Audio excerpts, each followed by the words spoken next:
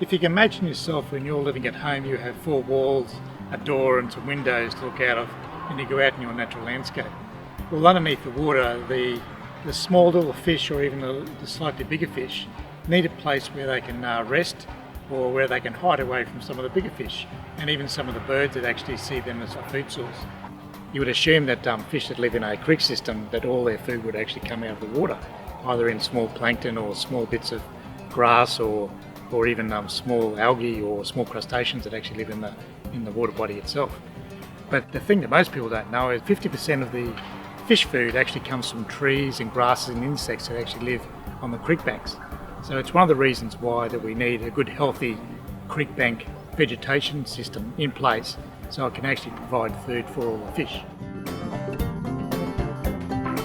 So this project we're doing here inside the Dalby Township is part of a fairly larger project. So probably about the last 8 years we've been concentrating our efforts in the repair exercises of the Condamine river system and also the Myall Creek system.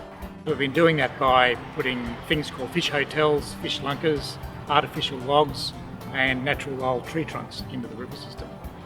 And then we're lucky enough that we have some scientists that actually come along and they go along and do fish surveys to find out whether we've actually been making an impact or not. And I think luckily for us that putting all the natural habitat back into the system, make sure there's food there for fish and so forth, we have actually increased fish numbers.